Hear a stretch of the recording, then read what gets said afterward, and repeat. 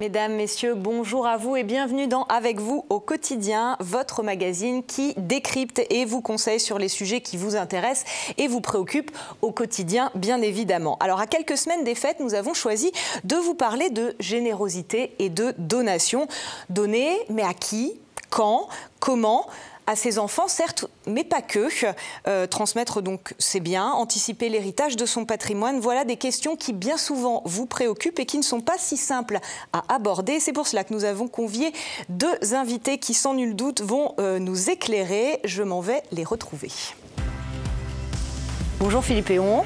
Bonjour Aurélie. Vous êtes notaire à Rennes et à Montauban de Bretagne, en Ille-et-Vilaine. À côté de vous, nous avons Sabine Desoir. Bonjour. Vous êtes directrice du développement pour la Fondation de France. Merci à tous les deux d'avoir accepté notre invitation. Alors, notre émission ne fait que 26 minutes, donc il va être difficile de tout aborder sur le sujet de la transmission, de la donation. Mais peut-être commençons, Philippe Héon, par définir les choses. De quoi parle-t-on quand on parle de donation ? Alors on va essayer d'être précis et d'être concis, donc le temps qui nous est imparti est assez court, mais une donation, c'est tout simplement gratifier une personne de son entourage, de sa famille, ou un tiers, c'est-à-dire une personne extérieure à sa famille, d'un bien qui nous appartient, tout simplement, pour faire assez court. Et le maître mot, c'est vraiment l'anticipation, en fait. Alors l'anticipation, c'est évidemment quelque chose d'extrêmement prépondérant, parce que si tu anticipes, tu subis pas. Et l'anticipation est extrêmement importante pour des raisons que l'on va voir et qu'on va peut-être avoir l'occasion de développer au cours de l'émission, tant fiscale que familiale évidemment. On va y revenir. Sabine Desoir, la Fondation de France, évidemment, tout le monde connaît. Quand on gratte un peu, c'est parfois un petit peu plus nébuleux. Est-ce que, en quelques mots, vous pouvez nous rappeler la vocation de la Fondation ? Oui, très rapidement. La Fondation de France, sa vocation, c'est de développer la générosité des Français au bénéfice des projets sociaux, sociétaux développés en France. C'est-à-dire que nous catalysons une forme de générosité, que ce soit des dons, des legs, des donations, et nous redistribuons cet argent à des associations qui sont choisies pour leur efficacité et leur impact dans des domaines aussi variés que la sauvegarde de l'environnement, du littoral, l'accompagnement des personnes âgées ou l'éducation inclusive pour les enfants handicapés. Alors évidemment, il y a beaucoup de projets, beaucoup d'associations, mais vous allez surtout, vous, où les pouvoirs publics ne vont pas finalement. Oui, exactement. La grande spécificité de la Fondation de France, c'est d'aller là où il y a un trou dans la raquette. Les pouvoirs publics font déjà beaucoup, mais ils ne sont pas très agiles ou ils ne peuvent pas être innovants parce que c'est une grosse machine que l'État. La générosité privée nous permet d'être très libre du choix des associations que nous voulons soutenir. Et donc, là où il y a des trous dans la raquette, par exemple, la Fondation de France a pendant été très longtemps la seule à soutenir la recherche sur l'autisme ou encore les soins palliatifs. D'accord, des choses qui ont émergé et débouché après sur des programmes que l'État a repris en main une fois qu'on avait fait la preuve de leur efficacité. Des missions qui ne seraient donc évidemment pas réalisables s'il n'y avait pas la générosité des donateurs. Vous avez trois grands modes de générosité à la Fondation. Oui, alors on peut recevoir tout type de générosité, mais les trois grands modes de dons à la Fondation de France sont le don classique. Vous donnez de l'argent mensuellement, prélèvement automatique ou occasionnellement, souvent en général à l'approche des fêtes de fin d'année. Nous recevons aussi des assurances-vie, qui est une ressource très importante pour la Fondation de France, et des legs, et je crois que c'est le sujet de notre émission. Oui, exactement. On verra tout à l'heure un reportage sur cette question du leg. Philippe Héon, la majorité des donations, elle se fait quand même dans le cadre intrafamilial, vous me confirmez ? Alors je vous confirme qu'effectivement la majorité des transmissions se font dans le cadre intrafamilial, ce qui n'empêche nullement d'ailleurs de le faire à des associations comme on l'a vu d'utilité publique, d'intérêt général, des fondations. Mais la majorité des personnes que nous rencontrons ou qui ont besoin de notre conseil, ce sont des gens qui veulent désintéresser les enfants, les petits-enfants, le cercle rapproché on va dire. Et pour des raisons diverses et variées, mais on aura l'occasion de le voir. Et justement, pourquoi est-ce qu'on décide de faire une donation, Philippe Héon ? C'est une très bonne question, Aurélie. Pourquoi on décide ? Pour plusieurs raisons. La première, c'est quelquefois les gens veulent organiser de leur vivant la répartition de leurs biens, quel que soit leur type de bien, vis-à-vis justement de leurs proches. Donc ça peut être aussi une occasion d'utiliser les abattements qui leur sont offerts par les lois fiscales, les abattements entre je dirais, enfants. Vous pouvez bénéficier d'un abattement de 100 000 €, par exemple. tous les 15 ans. C'est-à-dire que vous ne payez des taxes qu'au-delà d'une donation de 100 000 euros. Vous avez entre enfants donc 100 000 euros, mais vous avez entre frères et sœurs 31 865 euros d'abattement. Enfin, je ne vais pas vous faire la litanie de tous les abattements, mais ce qui est intéressant, c'est que vous pouvez donc vous renseigner auprès de votre notaire et surtout anticiper. Et comme on l'a vu, l'anticipation est mère de toute sûreté. Oui, d'accord. Vous pouvez aussi faire une donation dans le cadre d'une optimisation, bien évidemment fiscale, puisque vous avez l'occasion de faire des donations de biens immobiliers, on l'a vu, on le connaît tous, les biens immobiliers, les maisons, les appartements, les résidences principales. Vous pouvez aussi faire des donations de titres de propriété, de parts et d'entreprises individuelles, dans le cadre d'un pacte du Treil. Et dans ce cadre-là, vous bénéficiez aussi d'une réduction importante en matière de transmission et de donation, équivalente à plus de 75% de la valeur de ce que vous transmettez, sous certaines conditions qui sont draconiennes, certes, mais dont vous pourrez bénéficier. Cette question, c'est finalement de payer le moins possible d'impôts ou de taxes quand on va après hériter des biens de ses parents, de ses frères et sœurs, etc. Exactement. Et donc, il faut se faire évidemment conseiller, il faut se faire orienter. Et puis, ça n'a jamais fait mourir que d'en parler. Quoi de mieux qu'entendre les arguments directement de la bouche d'une personne qui a décidé de faire acte de générosité? Justement, c'est ce qu'on va voir dans ce reportage. C'est ici que le fils aîné de Françoise posera bientôt ses valises. Grâce à ses parents, il a pu acheter un appartement dans ce nouveau bâtiment à béton. Françoise et son mari ont en effet réalisé une donation de leur vivant pour leurs 2 enfants. Ils ont chacun reçu une somme d'argent, transmise rapidement et sans frais. Bonjour madame. Bonjour maître. Vous allez bien? Bien, je vous remercie. Allez, suivez-moi dans mon bureau. L'idée principale, c'était vraiment le coup de pouce et qu'ils puissent profiter de cette somme maintenant. On s'est dit qu'on avait des enfants, c'était fait pour les aider. Voilà. Et pour mettre en place cette donation, le couple a consulté un notaire qui a pu répondre à l'ensemble de leurs questions. Dans leur cas, il s'agissait d'une transmission d'argent, mais il est également possible de transmettre du patrimoine. Les lots peuvent être composés de biens immobiliers, mais également de parts de société et également de numéraires, c'est-à-dire de l'argent qui aurait été remis ou qui se trouverait sur un compte. Avec la petite précision, c'est qu'il existe également la possibilité de faire une donation de somme d'argent sans nécessairement passer par un notaire, mais en remplissant un imprimé fiscal auprès des impôts. À savoir quand même qu'en cas de transmission via un imprimé fiscal, les sommes d'argent engagées ne sont pas figées. L'acte notarial, lui, bloque définitivement les valeurs, sans contestation possible par la suite. La donation est également non imposable jusqu'à une certaine somme. La donation de somme d'argent bénéficie d'un abattement spécifique de 31 865 euros par parent, par enfant.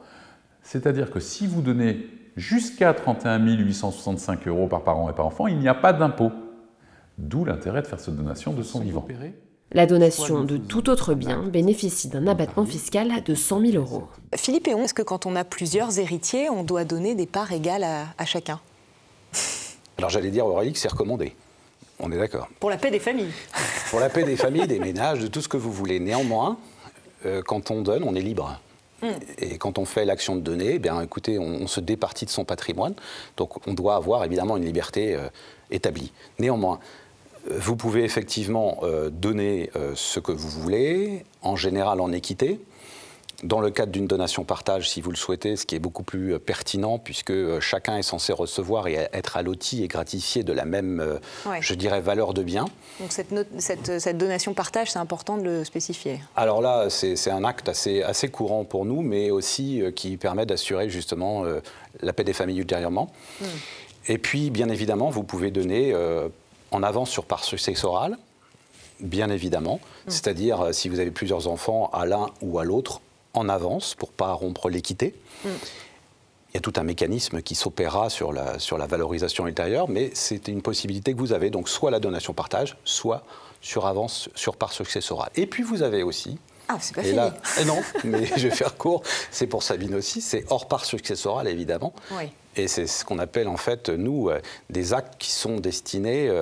à des non-réservataires pour la plupart ou à des réservataires, mais ça peut être l'occasion de donner à des fondations, à des tiers, à des associations d'utilité publique ou d'intérêt général. Juste un petit rebond, Sabine, sur ce qui vient d'être dit. C'est vrai que cette quotité disponible, c'est ça qui va vous permettre, vous, en tant que fondation, de pouvoir hériter d'un certain nombre de biens. Alors, la Fondation de France, les fondations et associations peuvent être nommées comme héritiers, s'il n'y a pas d'héritier du tout. Mais s'il y a des héritiers réservataires, effectivement, ce n'est que la quotité disponible qui est donc disponible à pouvoir venir financer la générosité. Philippe Héon a évoqué un certain nombre de dispositifs. C'est vrai que c'est très pointu, on ne peut pas faire n'importe quoi. Vous, à la Fondation de France, vous avez un vrai savoir-faire de la gestion patrimoniale et fiscale. C'est forcément essentiel. Oui, c'est une compétence qu'on a développée et internalisée aujourd'hui à la Fondation de France. Nous recevons beaucoup de legs ou d'actes de donation, des donations authentiques, notariées notamment. Donc on a une équipe juridique qui est très musclée fiscalement. Et puis surtout, la force vive de la Fondation de France, et c'est important de le souligner, c'est que nous sommes accompagnés par des bénévoles. Nous avons à peu près 600 bénévoles experts dans toute la France, notamment des bénévoles notaires qui se mettent au service de la Fondation de France plutôt en fin de carrière et qui accompagnent les projets de legs de nos donateurs et qui les conseillent avec leur notaire officiel et qui aident aussi la Fondation de France à être dans le plus grand respect de la rédaction et surtout de l'esprit du leg et de ce que souhaite faire le donateur avec l'argent qu'il confie à la Fondation.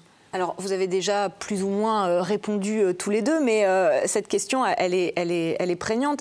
C'est pas antinomique, donc, de donner à des associations, des fondations, aux bonnes œuvres, comme on dit, et puis finalement de donner à ses héritiers ou dans le cadre de la famille.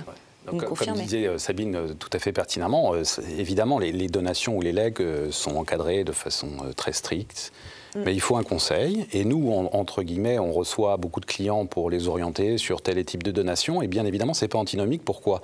Parce que si on respecte la réserve héréditaire, c'est-à-dire la part revenant à chacun des héritiers, qui sont les enfants en général, eh bien, on peut se départir de la quotité disponible à un tiers, à des fondations, ou même à son préféré dans la fratrie.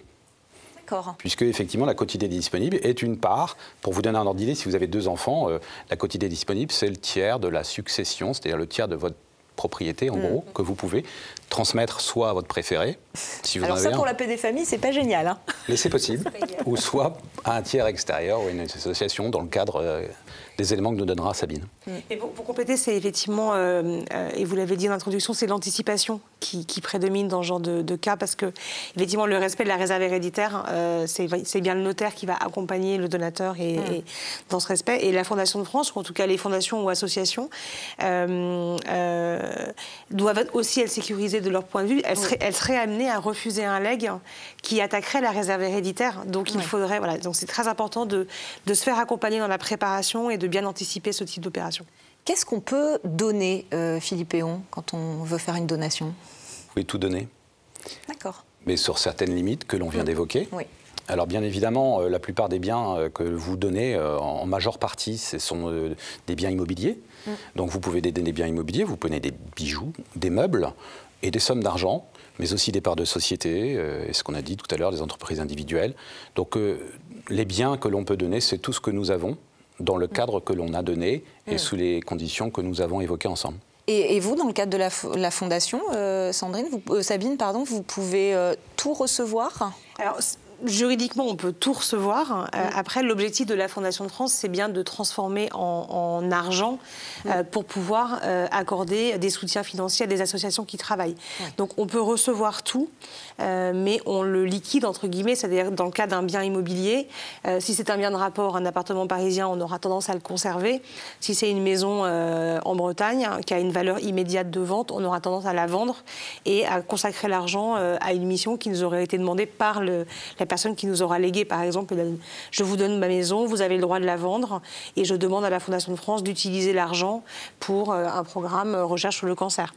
Vous avez une double responsabilité, en fait. Oui, tout à fait, exactement. Mais c'est vrai que nous savons tout recevoir. Il il nous arrive d'avoir des charges aussi, c'est-à-dire nous recevons un legs et la personne qui nous lègue nous demande de nous occuper de ses animaux de compagnie, par exemple. Ce sont des charges que nous acceptons.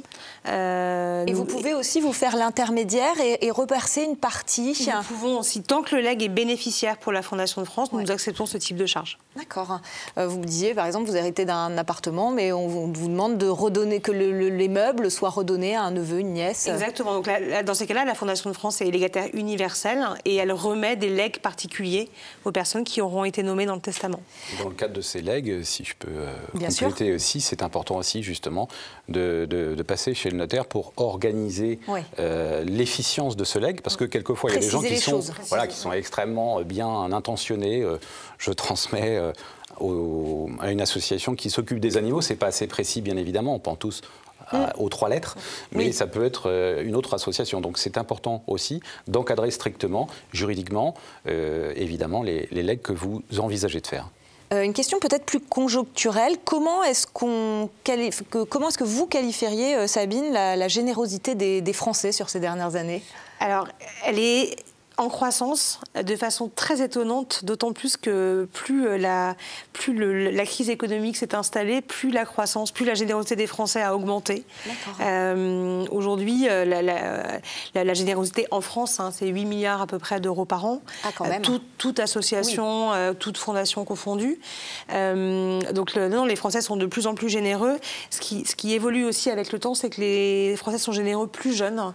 Avant, nous avions des projets de legs ou des donateurs qui venaient nous voir aux alentours de entre 65 et 75 ans. Aujourd'hui, on a des donateurs qui viennent nous voir à 40 ans.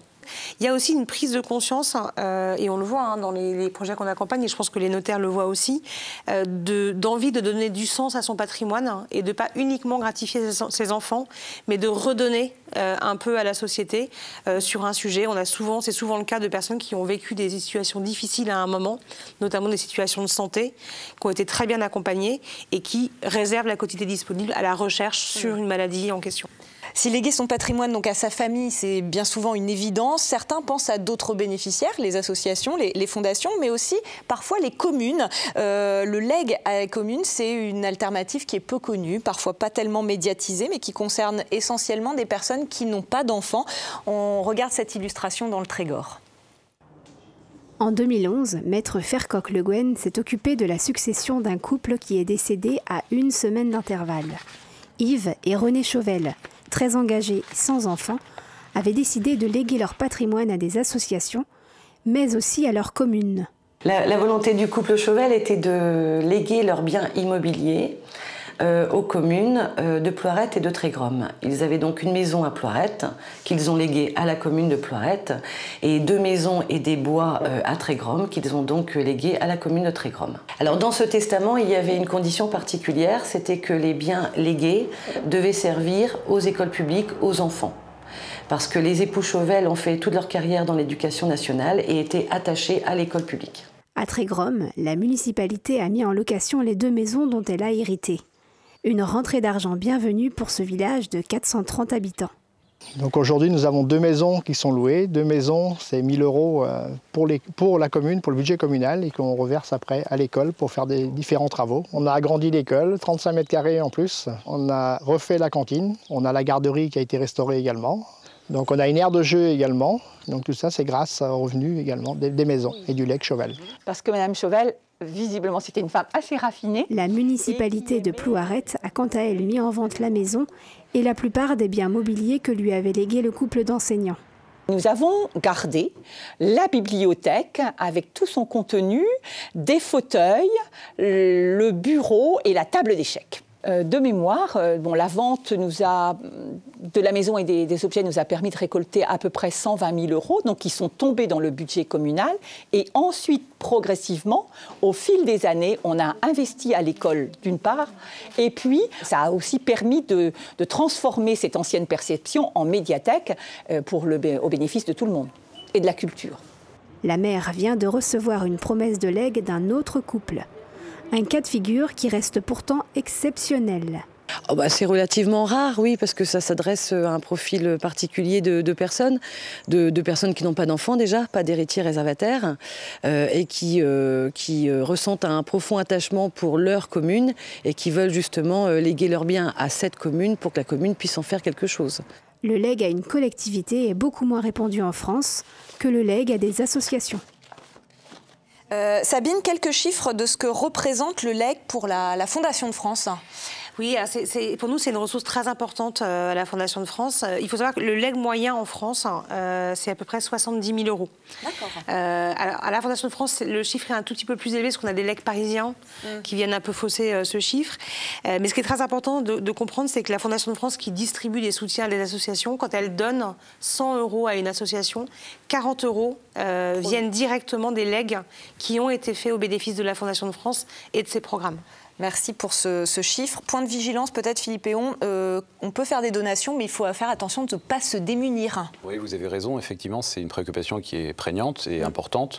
Faire une donation, ce n'est pas un acte neutre, c'est un acte irréversible. Oui. Donc, il ne faut pas le faire trop tôt. Parce que si tu le fais trop tôt, tu en perds la maîtrise et les conséquences, on est d'accord. Il ne faut pas le faire trop tard non plus, ça on est certain. Donc il faut, je dirais, avoir une vigilance et se faire encadrer et conseiller par le notaire. En général, les gens le font vers 50, 60 ans pour pouvoir permettre d'anticiper la transmission de leur patrimoine. Merci à tous les deux. On va demander à Vincent Lemay de nous rejoindre pour la fameuse chronique Actu. 3 points sur la rubrique Actu. Première sur la trêve hivernale, donc depuis le 1er novembre jusqu'à fin mars de l'année prochaine, nous serons dans ce qu'on appelle la trêve hivernale, ce qui signifie que quand vous êtes bailleur et que vous avez un locataire qui malheureusement ne paye pas ses loyers, vous ne pourrez pas les expulser. Alors, il y a quand même 3 exceptions à cette règle, qui sont l'hypothèse où votre logement serait frappé d'un arrêté de péril. Alors ça, vous auriez d'autres problématiques, mais effectivement, vous pourriez expulser votre locataire. Autre solution, ce serait également de le reloger. C'est une solution pour expulser votre locataire en place. Et si votre logement est également squatté.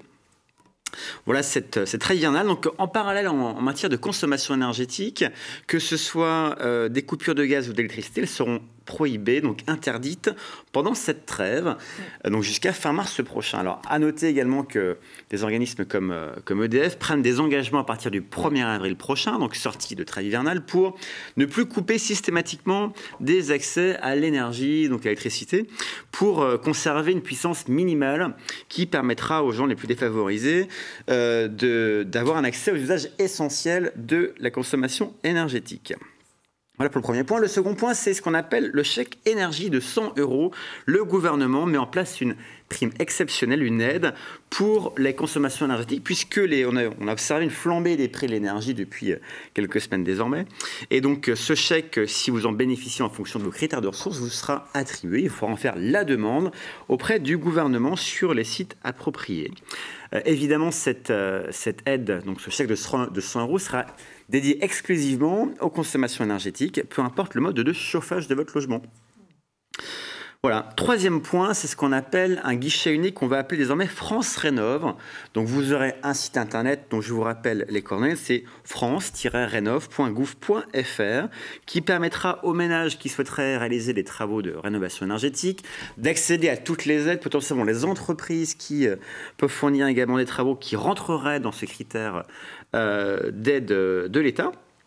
Vous trouverez également un numéro téléphonique qu'on mettra à l'écran lors de la diffusion et 450 guichets que vous retrouvez sur tout le territoire français. Voilà, sur la rubrique Actu Aurélie pour aujourd'hui. Merci beaucoup Vincent, vous restez avec nous parce qu'on a une question téléspectateur et elle concerne le coût de la donation. Alors peut-être vous allez nous éclairer tous les deux, Philippe et Vincent, ça coûte cher de faire une donation ? Ça coûte cher mais ça rapporte beaucoup. Puisque ça rapporte effectivement une économie d'impôts, on l'a vu, ou une optimisation. Mais pour vous donner un ordre d'idée, si on transmet un bien immobilier de 120 000 €, ça coûtera, sous les bons offices de Vincent, à mon avis, à peu près 2 200 € de transmettre un bien de 120 000 €. Je ne rentre pas dans les détails avec un démembrement, sans démembrement, mais à peu près, c'est le coût généré. Alors là-dessus, ce n'est pas seulement les frais de notaire. Évidemment, il y a les frais de mutation, et donc, enfin, les honoraires de notaire, et donc il y a les frais de mutation. Mais c'est à peu près de cet ordre d'idée, c'est à peu près entre 1,5 et 2 %. Alors, précision importante par rapport aux donations, c'est qu'effectivement, il y a des frais à payer quand vous faites un acte au moment de la transmission, mais c'est un paiement que vous faites au moment où vous transmettez, où vous donnez un bien immobilier ou du cash. Mais ce sont des sommes que vous n'aurez plus à débourser au moment du décès. C'est-à-dire que l'immobilier ou les liquidités seront déjà transmises. Et donc, vous n'aurez pas à payer une seconde fois au moment de la succession puisque les biens seront déjà hors succession. Et c'était important de le préciser. On arrive au terme de notre émission, mais je ne pouvais pas terminer sans évoquer un projet que vous avez en commun entre la Fondation de France et les notaires. On peut en toucher un mot rapide tous les deux Oui, avec joie. Les notaires bretons se mobilisent en ce moment pour réfléchir à la création d'une fondation qui serait abritée à la Fondation de France, qui est un de nos autres métiers, d'accompagner la philanthropie. L'idée de cette fondation émane du territoire et des notaires du territoire. L'idée, c'est de constituer une fondation qui permettra d'être abondée par les notaires par un mécanisme que je vous laisse expliquer. Ce sera un mécanisme relativement simple. Ce sera chaque notaire volontaire, bien sûr, qui versera 1 euro par acte reçu à la fondation que nous envisageons de constituer. Cette fondation aura pour vocation, avec ces sommes qui auront été récoltées auprès des notaires, cette fondation soutiendra des acteurs du territoire breton, des associations qui travaillent à l'accès à l'habitat et à la bonne marche des familles en leur versant des subventions. Voilà. Merci beaucoup à tous les deux de nous avoir éclairés sur cette question de la transmission et de la donation. Merci à vous aussi, Vincent Lemay. On se retrouve donc dans Avec vous au quotidien le mois prochain. Je compte sur vous.